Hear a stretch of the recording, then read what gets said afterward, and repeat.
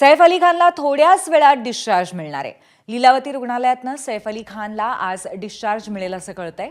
सैफवरती 16 जानेवारीला चाकू हल्ला झाला होता। 6 ठिकाणी वार झाले होते, त्यातले 2 अतिशय गंभीर होते आणि त्यानंतर त्याच्यावरती शस्त्रक्रिया झाल्या, उपचार झाले आणि आता तो रिकव्हरीच्या मार्गावरती आहे आणि त्याला लीलावती हॉस्पिटलमधून आज थोड्याच वेळात डिस्चार्ज मिळणार आहे। अतिशय खळबळजनक अशा पद्धतीने सैफवरती घरी घुसून चाकू हल्ला केलेला होता।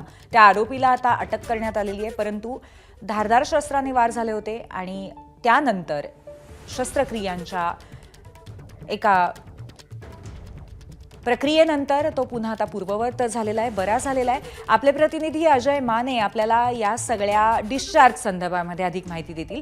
अजय, साधारण किती वेळामध्ये डिस्चार्ज मिळणार आहे आणि आता प्रकृती सैफ अली खान यांची आधीपेक्षा उत्तम आहे का? म्हणजे ते आता रिकव्हरी पूर्ण होऊन बाहेर पडतायत का रुग्णालयाच्या?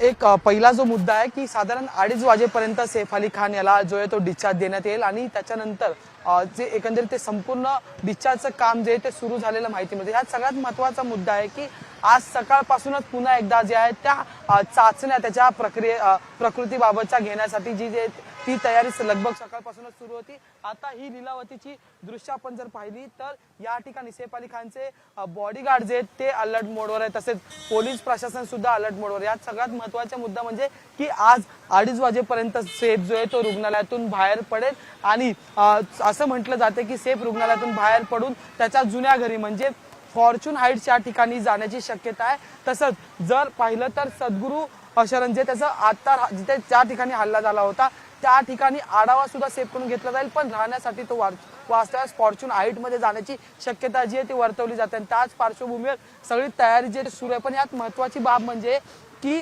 आज संपूर्ण सकाळपासूनच डॉक्टरांची टीम जी आहे ती सैफच्या प्रकृतीवर विशेष लक्ष ठेवून आहे, कारण की आज घरी जाण्याआधी त्याच्यावर केलेले उपचार आणि त्याच्यानंतर तो कितपत बरा झाला याचे संपूर्ण रिपोर्ट जे ते बनवले जातील आणि त्यासोबतच मीडिया बुलेटिन सुद्धा रुग्णालयातून प्रसारित केलं जाईल असं सुद्धा प्रशासनाकडून म्हटलं जातं। त्यामुळे आता काही वेळातच सैफ अली खान जो आहे तो त्याच्या घराकडे जाण्यासाठी रुग्णालयातून बाहेर पडताना आपल्याला पाहायला मिळेल। पण यात सगळ्यात महत्त्वाचं म्हणजे की आता त्याची पत्नी करीना कपूर ही सुद्धा रुग्णालयात दाखल झालेली, तसेच आई शर्मिला टागोर सुद्धा या ठिकाणी रुग्णालयात उपस्थित असल्याचं सुद्धा थोडक्यात थोड्याच वेळामध्ये सगळे रिपोर्ट नॉर्मल आल्याचं पाहिल्यानंतर एक पडताळणी झाल्यानंतर सैफ अली खानला 2:30च्या सुमारास डिस्चार्ज मिळेल।